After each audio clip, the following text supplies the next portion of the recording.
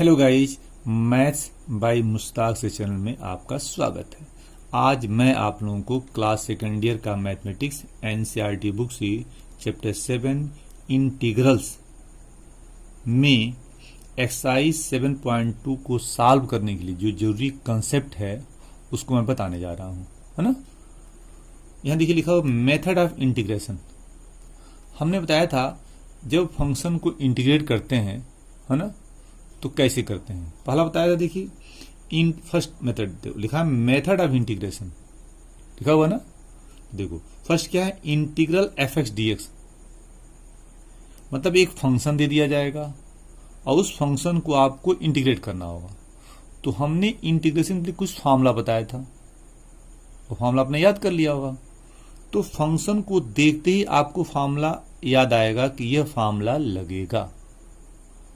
तो केवल फंक्शन में आपको फार्मूला लगा देना है, यह फंक्शन इंटीग्रेट हो जाएगा। सेकंड हमने बताया था आपको integral f a x plus b d x. यहां पे क्या होगा, एक्स जो वेरिएबल है ना, उसकी लेफ्ट और राइट में कोई रियल नंबर होगा या कोई लेटर होगा, ए बी सी, है ना। तो यहां पे इसको हम एक्स मानकर करते हैं, इसको एक्स मानकर हम इंटीग्रेट करते हैं। ये दोनों कंसेप्ट हम इसके पहले पढ़ा चुके हैं। इसके पहले जो भी वीडियो बना हुआ है उसको जरूर देखें और समझें, उसके बाद ये वीडियो देखें। इससे फायदा ये होगा कि आपको ज्यादा समझ में आएगा, है ना। तो ये दोनों हमने बता चुके हैं आपको, ये मैं दोनों आपको मैं पढ़ा चुका हूं, उसको समझ लीजिएगा। अब आगे हम बढ़ते हैं। तो जहां पे ये दोनों फॉर्म कंसेप्ट नहीं लगेगा वहां पे हम क्या करेंगे, दूसरे मेथड के बारे में सोचेंगे। तो दूसरा जो मेथड हमारे पास है उसके आगे तीन मेथड हमारे पास है।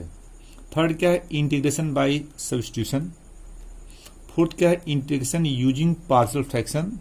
और फिफ्थ क्या है, इंटीग्रेशन बाय पार्ट्स। ध्यान दीजिएगा, जहां पे ये और ये कंसेप्ट नहीं लगेगा, इसमें डायरेक्ट फार्मूला लगाना है, इसमें एक्स मानना है, दो हो गया।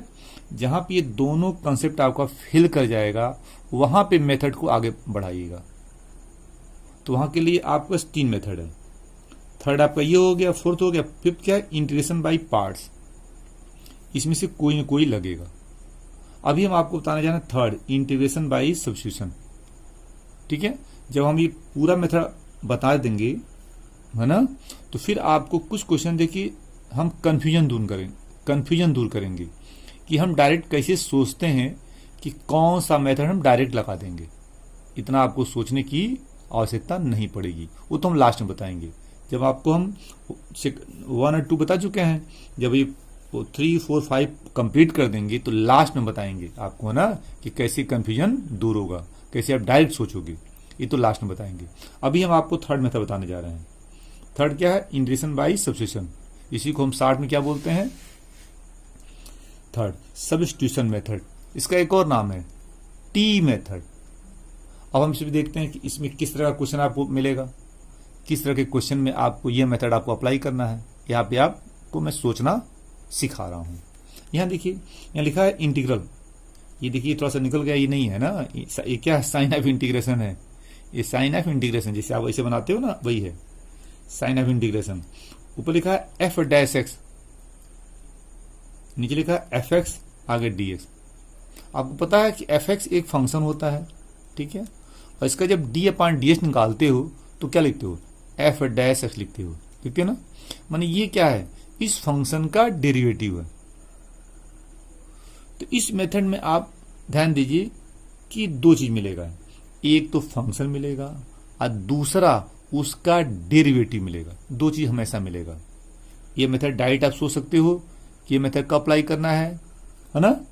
जब फंक्शन में, जब क्वेश्चन में दो चीज दिया रहा है, एक फंक्शन और दूसरा उसका डेरिवेटिव, तो किस फॉर्म में मिलेगा, देखो यहां न्यूमरेटर में डेरिवेटिव है और डिनोमिनेटर में फंक्शन है। तो इंटीग्रल दिस डीएक्स, यहां देखो integral F x F dash x d x, function और उसका डेरिवेटिव दोनों न्यूमरेटर में है।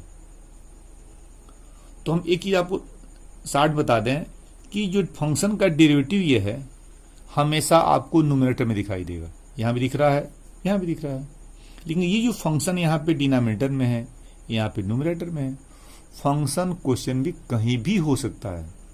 यहाँ तक कि फंक्शन किसी का पावर होगा, रूट के अंदर होगा, लाग के साथ होगा, साइन पढ़ते हैं ट्रिग्नोमेट्रिक फंक्शन, साइन कास टेन के साथ भी हो सकता है ना, और भी किसी फॉर्म में हो सकता है। माने यह फंक्शन कहीं भी छिपा हुआ हो सकता है, लेकिन डेरिवेटिव हमेशा न्यूमरेटर में आपको मिलेगा। तो फर्स्ट ऑफ ऑल आपको क्या करना है, फंक्शन को ढूंढना है कि फंक्शन क्या है, फिर ढूंढेंगे फंक्शन का डेरिवेटिव क्या है। जब दोनों ढूंढ लीजिएगा, सर्च कर लीजिएगा, तब आप क्या कीजिएगा, फंक्शन को टी मान लीजिएगा। तो लिखा हूं put f x equal to t. हमेशा फंक्शन को टी मानना है, हमेशा फंक्शन को टी मानना है। अब उसके आगे क्या करना है हम आपको एग्जाम्पल से समझाएंगे। फिर समझ लीजिए, क्वेश्चन में हमेशा क्या करना है, फंक्शन ढूंढना है और उसका डेरिवेटिव ढूंढना है, और ढूंढने के बाद हमेशा फंक्शन को टी मानना है। और उसके बाद इस मेथड में आगे क्या करना है ये आपको हम एग्जाम्पल से समझाने जा रहे हैं। देखिए मैंने एग्जाम्पल 1 यहाँ लिया है, देखिए integral e to the power tan x sec square x d x. खुद देख लो तुम, यहाँ e क्या बेस है ना, और tan x क्या पावर है, और यहाँ लिखा है into sec square x d x. अब खुद सोचो, e का जो पावर है tan x, तो tan x का डी अपॉन डी एक्स क्या होता है, सेक स्क्वायर एक्स होता है। तो ये क्या है, ये मैं देखो सर्कल बना रहा हूं, ये है डेरिवेटिव, और e का जो पावर है ये क्या है, फंक्शन है। तो क्या देखा आपने, फंक्शन e का पावर बन गया है। हमने क्या कहा शुरू में, फंक्शन कहीं भी हो सकता है, ये आपको ढूंढना है कि फंक्शन कहाँ छिपा हुआ है। तो ये फंक्शन, ये डेरिवेटिव, तो इसको हम टी मानेंगे। तो क्या लिखोगे, put tan x equal to t. tan x को टी मान लिया आपने। अब आगे क्या करते हैं आपको बताने जा रहे हैं। देखो, इसका निकालेंगे डी अपॉन डी एक्स, और निकालने के बाद आगे लिखेंगे डी एक्स। इसका निकालेंगे डी अपॉन डी टी, और निकालने के बाद लिखेंगे डी टी। देखो लिख रहा हूं, लिख के दिखा रहा हूं तुम लोगों को, क्लियर हो जाएगा। D upon d x tan x और D upon D T T. Left में x का फंक्शन है तो डी अपॉन डी एक्स निकालेंगे, और राइट में t का फंक्शन है तो डी अपॉन डी टी निकालेंगे। याद करना भी आसान है, x का फंक्शन तो डी अपॉन डी एक्स निकालो, t का फंक्शन तो डी अपॉन डी टी निकालो। अब निकाला जाए तो tan x का डी अपॉन डी एक्स क्या होता है, सेक स्क्वायर एक्स होता है। निकल गया। अब अपने पास लिखोगे dx, जब निकल जाए तब लिखना है dx। इसका डी अपॉन डी टी निकालो, t का क्या होता है, 1 होता है, 1। और अपने पास लिखोगे dt। तो क्या बोला हमने, लेफ्ट में जो लिखा है इसका डी अपॉन डी एक्स निकालोगे, क्यों, x का फंक्शन है, और निकालने के बाद लिखोगे dx। इसका निकालोगे डी अपॉन डी टी, और निकालने के बाद लिखोगे dt। लिख दिया। तो 1 dt मतलब dt होता है, तो लिखोगे sec square x d x equal to d t. ये तो हो गया आपका। अब मैं थोड़ा सा लाइन खींच दे रहा हूं, खींच दिया। अब क्वेश्चन में आइए, इंटीग्रल उतर गया, ये साइन ऑफ इंटीग्रेशन उतार लिया। अब देखो tan x को t माने हो ना, तो यहाँ पे t रख दो। tan x को आपने t माना तो यहाँ t रख दो, तो क्या आएगा, e to the power t हो जाएगा। अब देखो आगे क्या है, sec square x d x, sec square x d x. यहाँ देखो sec square x d x, तो यहाँ क्या होगा, ये पूरा देखो अलाइन कर रहा हूं, ये पूरा क्या होगा, डी टी हो जाएगा, डी टी हो जाएगा। हो गया ना। तो फिर समझो tan x को t माना था तो यहाँ t हो जाएगा, e to the power t हो जाएगा। यहाँ हो गया। इसको पूरा क्या देखो, यहाँ दिख रहा है इतना, यहाँ दिख रहा है, क्या होगा, dt दिख रहा है ना, तो यहाँ लिखोगे dt। हो गया। अब यहाँ देखो, अब e to the power t dt आपने पढ़ा था, ये फॉर्मूला देखो मैं लिख रहा हूं यहाँ पे, e पर x dx। बोलो क्या होता है इसका इंटीग्रेशन, e पर x अब प्लस c, यही पढ़ते हो, ध्यान दीजिए। यहाँ x का फंक्शन है तो dx लेते हो, तो आंसर x में आ रहा है। यहाँ e पे t का फंक्शन है तो dt आ रहा है। तो फार्मूला यही लगेगा, यही फार्मूला यहाँ भी लगेगा, फार्मूला नहीं बदलेगा। हमने शुरू में बताया था जब x का फंक्शन है तो dx लेना है, y का फंक्शन dy, लेकिन यहाँ t का फंक्शन है, देखो ये मैं सर्कल बना रहा हूँ, ये e टू पावर, ये e पे t का फंक्शन है तो dt लिया गया है, तो यही सेम फॉर्म लगेगा। तो e टू पावर t का इंटीग्रेशन क्या होगा, ई टू द पावर टी होगा। हो गया। हमने बताया था जब फंक्शन को इंटीग्रेट कर लेते हैं तो लास्ट में सी प्लस करते हैं, सी हमने प्लस कर दिया। हो गया। तो आपने फंक्शन को तो इंटीग्रेट कर दिया, ठीक है, लेकिन यहां देखिए आपका क्वेश्चन जो है एक्स का फंक्शन है तो डीएक्स आएगा, लेकिन आपके आंसर में क्या है, टी का फंक्शन आ रहा है, जो कि गलत है। तो क्या करेंगे, टी का वैल्यू रख दिया जाए। टी का वैल्यू रखो, टी का वैल्यू क्या है, tan x है, फिर टी रखो यहाँ पे, तो क्या लिखोगे, e to the power tan x और सी हो गया। अब खुद देखो क्वेश्चन फंक्शन x का है, आंसर भी x का आ गया, तो क्या देखा, आंसर टी में आएगा, तो लास्ट में टी की वैल्यू रख दीजिएगा। ये क्वेश्चन और मैं आपको समझाऊंगा ताकि कंसेप्ट आपका क्लियर हो जाए। सेकंड एग्जांपल देखो, integral x cube upon x to the power 4 plus 2 dx। यहां पे आपको क्या करना है, इस फंक्शन को इंटीग्रेट करना है ना। अब यहां देखो, ये जो डिनोमिनेटर में है x4 प्लस 2, ये फंक्शन है और एक्स क्यूब क्या है, डेरिवेटिव है। ऐसा क्यों, जब इसका डी अपॉन निकाल रहा हूं, D upon d x, x पे 4 प्लस 2 निकालो, कितना आएगा, 4 आगे आ जाएगा, एक्स पे 3 पावर है ना, 4 आगे एक पावर कम कर दिया, और 2 का क्या होता है, 0 हो गया। देखो एक्स क्यूब आ गया ना, नहीं आ गया, तो फिर कहोगे कि यहां तो 4 आ रहा है, यहां 4 नहीं आ रहा है। तो ध्यान दीजिएगा, जब भी डी अपॉन डी कहीं निकालोगे और उसके साथ कोई भी रियल नंबर आता है या कोई भी लेटर आता है, कोई भी रियल नंबर आता है, ठीक है, या कोई भी लेटर आता है, इस वेरिएबल को छोड़कर, इस वेरिएबल को छोड़कर, ध्यान दीजिएगा इस चीज को। जैसे आप कांस्टेंट पढ़ते हो ना, constant a b c d पढ़ते हो ना, ए बी सी डी क्या होता है, आर्बिट्रेरी कांस्टेंट होता है, उसी को हम लेटर बोल रहे हैं ना, ए बी सी डी मैंने देखो हमारे कहने मतलब ये हुआ कि देखो हमने कहा कि यहाँ 4 आ गया है और यहाँ पे 4 नहीं आया है, तो जब देखो इसका तुम डी अपॉन डी निकाले हो, कितना, 4x क्यूब है, तो इस x क्यूब के साथ 4 आ गया है, आ गया ना, और यहाँ पे 4 नहीं आया है। कभी कभी यहाँ पे एक आर्बिट्री कांस्टेंट भी आ सकता है क्वेश्चन में ना। तो कहने मतलब ये कि अगर यहाँ पे कोई कांस्टेंट है आर्बिट्रेरी या कोई रियल नंबर है और वो क्वेश्चन में नहीं आया है, तो घबराने की बात नहीं है। बस आपको ये देखना, ये यहां देखिए मैं सर्कल बना, ये फंक्शन, ये क्वेश्चन में आना जरूरी है। ये तो कोफिशिएंट है, ये तो बैलेंस कर लिया जाएगा। कैसे बैलेंस कर लेंगे, अभी आपको मैं सिखा रहा हूं। एक्स क्यूब को देखना आपको, ये इसके आगे जो कोफिशिएंट है वह रियल नंबर भी हो सकता है, आर्बिट्री कांस्टेंट भी हो सकता है। ये क्वेश्चन में आना जरूरी नहीं है, आ भी सकता है, नहीं भी आ सकता है। आ गया तो ठीक है, नहीं तो इसको बैलेंस कर लेंगे, ये आना जरूरी है। तो कुल मिला के ये आपका पूरा फंक्शन है और ये आपका डेरिवेटिव है, तो इसको हम टी मानेंगे। तो क्या देखा आपने, फंक्शन कहां पे है, डिनोमिनेटर में, और डेरिवेटिव क्या है, न्यूमरेटर में। तो डेरिवेटिव हमेशा न्यूमरेटर में ही रहेगा, डेरिवेटिव हमेशा न्यूमरेटर में रहेगा और डेरिवेटिव कहीं भी हो सकता है। तो क्या देखा, इसको आप टी मानोगे तो लिखोगे put x4 plus 2 equal to t, हो गया ना। अब क्या करोगे, इसका निकालोगे डी अपॉन डी एस, इसका निकालोगे डी अपॉन डी टी, निकालो तो D upon d x, x पे 4 प्लस 2 और इसका डी अपॉन डी टी निकल गया। चलिए अब इसका डी अपॉन डी क्या हो, बोलो 4x क्यूब और 2 का होता है 0, इसका डी अपॉन डी निकल गया। आगे क्या लिखते हो, dx निकालने के बाद इसका डी अपॉन डी 1 होता है, आगे क्या लिखते हो, dt छोटा कर लो तो 4x cube dx equal to क्या, 1 dt हो गया।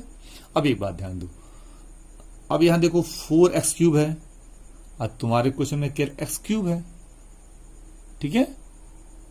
तो ये 4 हमारे क्वेश्चन में नहीं है, ये तो है रियल नंबर ना, एक्स क्यूब का कोफिशिएंट है, इसको हम भेज देंगे राइट साइड। इसी को बोलते हैं बैलेंस करना। क्या बोलते हैं, बैलेंस करना, बैलेंस करना ना, वर्ड कभी गलत हो जा रहा, कोई बात नहीं, डी टी हो गया। चलिए तो क्या किया हमने, इस 4 को हमने राइट साइड ट्रांसफर कर दिया ना। क्यों किया, क्योंकि क्वेश्चन में 4 यहां नहीं है, ठीक है, यहां क्वेश्चन में 4 नहीं है, तो इसलिए 4 को हमने कहां भेज दिया, राइट साइड भेज दिया ना। तो जब भी यहां पे कोई रियल नंबर हो या कोई आर्बिट्री कांस्टेंट हो, ठीक है, माने एक्स 4 है, कोएफिशिएंट है किसका, एक्स क्यूब का, तो यहां पे कोई रियल नंबर है या आर्बिट्री कांस्टेंट है, अगर ये क्वेश्चन में है तो ठीक है, नहीं है तो इसको राइट साइड भेज दीजिएगा, बस ये ध्यान दीजिएगा। यहां पे लेफ्ट में केवल वही होगा जो क्वेश्चन में दिखेगा। देखो क्वेश्चन में एक्स क्यूब डीएक्स है, यहां भी एक्स क्यूब डीएक्स है, जो क्वेश्चन में है, देखो आप पेन घूम रहा है, ये जो क्वेश्चन में क्या है, एक्स क्यूब डीएक्स है, वही चीज यहां लेफ्ट में होना चाहिए। अब बाकी जो भी यहाँ रियल नंबर होगा, आर्बिट्री कांस्टेंट होगा, जो यहाँ पे कोएफिशिएंट बन के आया है, वो भेजोगे राइट साइड, ये ध्यान दीजिएगा। चलिए अब आगे बढ़ते हैं हम लोग। यहाँ एक छोटा सा मैं लाइन खींच दे रहा हूं ताकि कंफ्यूजन आपको ना हो, खींच दिया। चलिए अब यहाँ देखिए, अब क्वेश्चन देखो क्या करोगे, इसको आप टी माने हो ना, इसको टी माने हो ना, इसको आपने यहाँ टी रख दिया, देखो इसको टी माने हो तो टी रख दिया आपने, रख दिया ना। अब देखो एक्स क्यूब डी एक्स, यहां से देखो 1/4 dt, तो 1/4 dt, फिर समझो इसको आपने टी माना है, टी, तो यहां टी रख दिया, टी हो गया, और एक्स क्यूब डी एक्स यहां से 1/4 dt हो गया।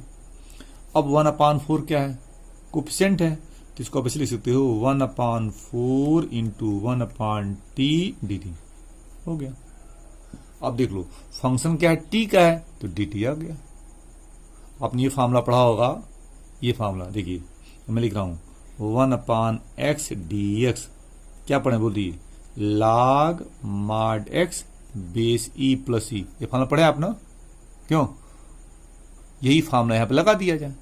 देखो ये फंक्शन x का है तो dx आ गया, आंसर x में आ रहा है, यहां फंक्शन t का है तो dt है, आंसर t में आएगा, ठीक है। तो क्या 1/4 कोएफिशिएंट है, यहां देखो मैं सर्कल बना दे रहा हूं, क्योंकि ये फार्मूला है, यहां बना दिए ताकि आपको याद रहे कि हमने ये फार्मूला अप्लाई किया है। अब यहां देखो 1/4 कोएफिशिएंट है, छोड़ दिया ना। अब 1/t dt क्या होगा, log mod t base e plus c हो गया ना। अब क्या करोगे, आपका क्वेश्चन क्या था, s का फंक्शन है, तो आंसर भी x में आना चाहिए, हो गया, लेकिन आंसर आपका t में आ रहा है, तो t का वैल्यू पुट किया जाए, t क्या देखो क्वेश्चन में t इतना है, ये लगा पुट कर दो, तो आंसर तुम्हारा क्या हो जाएगा, बस t का मान ये आंसर में रख दो, वही तुम्हारा आंसर हो जाएगा तुम्हारा 1/4 log mod x4 plus 2 base e plus c हो गया आंसर आपका। Example third, integral 4x³ sin x⁴ dx। अब यहां देखो, यहां पे हम लगाना चाहते हैं सब्स्टिट्यूशन मेथड, तो हमको ये देखना पड़ेगा कि इस क्वेश्चन में फंक्शन कौन सा है और उस फंक्शन का डेरिवेटिव क्या है, ठीक है। तो देखो साइन का जो एंगल है वो x⁴ है ना, साइन का एंगल क्या है, x⁴, इसका d/dx निकालो, तो लिखोगे d/dx x⁴ क्या होता है 4x³ आ गया ना। तो ये 4x³ क्वेश्चन दिख रहा है, ये आ गया ना। तो क्या देखा आपने, साइन का जो एंगल है वो फंक्शन है, और 4x³ जो आगे लिखा हुआ है वह उसका डेरिवेटिव है। तो किसको t मानेंगे, x⁴ को हम t मानेंगे। तो इस क्वेश्चन में आप खुद देखो कि साइन का एंगल जो है वह फंक्शन हो गया है। तो हमने क्या बोला था, फंक्शन कहीं भी हो सकता है, साइन का एंगल हो सकता है, log के साथ होता है, e का पावर हो सकता है ना, रूट के अंदर हो सकता है, डिनोमिनेटर में हो सकता है, लेकिन उस फंक्शन का डेरिवेटिव हमेशा न्यूमरेटर में होगा। खुद देख लो, ये न्यूमरेटर है ना, तो क्या है, डेरिवेटिव है, ये कहीं नहीं जाएगा, ये हमेशा न्यूमरेटर में होगा। तो फंक्शन को ढूंढिए क्वेश्चन में, फंक्शन कहां छिपा हुआ है और उस फंक्शन का डेरिवेटिव, और हमेशा फंक्शन को t सपोज करना है, हो गया। अब इसको हमने टी सपोज कर लिया। अब इसका निकालेंगे डी अपॉन डी एक्स, तो लिखोगे d upon d x x to the power 4 और डी टी का डी अपॉन डी एक्स इसका निकालेंगे, इसका डी अपॉन डी टी निकालेंगे, तो निकालो क्या आएगा 4x³ और निकालने के बाद लिखते हो डी एक्स, इसका निकालो डी अपॉन डी टी 1 हो जाएगा, लिखोगे डी टी। अब यहां देखो, यहां देख लो x³ का जो कोफिशिएंट 4 है वो क्वेश्चन में दिखाई दे रहा आ रहा ना। इसके पहले जो मैं एग्जांपल किया था एग्जांपल 2, उसमें क्या था, कोफिशिएंट जो हमारा था वह क्वेश्चन में नहीं था, तो हमने क्या भेजा था, इसको राइट साइड भेज दिया था ना। वहां भी इत्तेफाक से 4 ही आया था ना कोफिशिएंट, तो 4 को हमने कहा भेजा था राइट साइड। क्यों भेजा था, क्योंकि 4 क्वेश्चन में नहीं था, लेकिन यहां जो 4 है क्वेश्चन में आया हुआ है, तो इस 4 को हम राइट साइड नहीं भेजेंगे, ये बात ध्यान दीजिएगा। तो कोई भी यहाँ पे नंबर हो या लेटर हो जो कोफिशिएंट बन के आया है, ठीक है, अगर ये क्वेश्चन में है तो यहीं रहेगा, अगर ये क्वेश्चन में नहीं है तो राइट साइड जाएगा। यहाँ क्वेश्चन में 4 है तो राइट साइड हम नहीं भेजेंगे, और 1 dt मतलब dt, तो लिखोगे 4x³ dx equal to dt हो गया। अब मैं एक छोटा सा लाइन खींच रहा हूँ, खींच दिया। अब क्वेश्चन पे आइए, इंटीग्रल हो गया। अब देखो x4 साइन का एंगल है, इसको आपने t माना है, t लिखा हुआ ना, तो यहां जाएगा साइन t, साइन t। अब साइन का एंगल क्या होगा, t हो गया। अब यहां देखो अंडरलाइन कर रहा हूं 4x³ dx, दोनों एक साथ लो, 4x³ dx क्वेश्चन जो दिख रहा है ना, क्वेश्चन में 4x³ dx है ना, आपने यहां लाया है, अंडरलाइन में कर दिया, तो 4x³ dx यहां देखो dt बन जाएगा ना, तो इन दोनों के प्लेस पे लिखोगे dt हो गया। अब क्या देख रहे हैं, क्वेश्चन बदल गया आपका, यहां क्वेश्चन x का फंक्शन था तो dx आया था, अब आपके क्वेश्चन में, अब आपका जो ये क्वेश्चन बदल के ये हो गया ना, अब साइन t का फंक्शन है तो dt आ रहा है। अब साइन t को t के रिस्पेक्ट में इंटीग्रेट करेंगे, है ना, और साइन t का इंटीग्रेशन क्या होता है, माइनस cos t, तो इसको आपने इंटीग्रेट कर लिया। अब लास्ट में प्लस करेंगे c, हो गया। अब क्या करेंगे, t के वैल्यू क्या है, x4 है, यहां पे रख दिया जाए, तो क्या होगा माइनस cos x/4, t के वैल्यू पुट कर रहे हैं, अब प्लस c, ये आपका आंसर हो गया।